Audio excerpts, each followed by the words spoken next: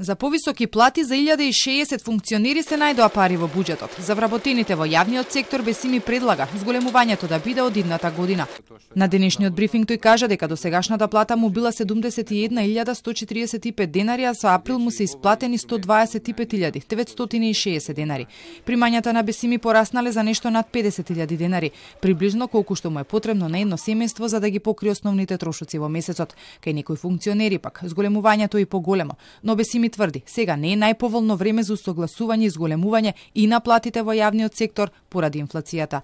Не сум многу омилен министер кај синдикатите, затоа што велам дека не може да се покачат платите во јавниот сектор ако нема зголемување на продуктивноста и ако не се зголемат платите во реалниот сектор. Сметам дека сега не е најповолно време бидејќи ќе има импликации на инфлацијата и ќе го зголеми дефицитот во буџетот. Усогласувањето на платите на Економско-социјалниот совет ќе трае подолго, а методологијата за зголемување на плати може да се донесе побрзо. За синдикатите пак е неприфатливо зголемувањето да почне од идната година.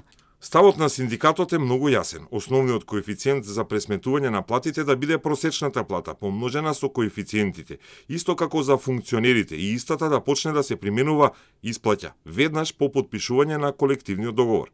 Не е прифатлив предлогот исплатата да почне од идната година, ниту пак зголемувањето да биде во период од 5 години.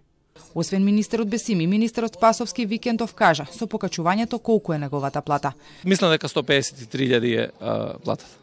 Со зголемувањето председател Пендаровски кажа дека има плата од 165.000 денари. Претходно вице-премиерот Груби се пожали дека неговата е најниска, а министерот за земјоделство Николовски не знаеше колкаво зголемување добил затоа што ги изгубил картичките во Брисел.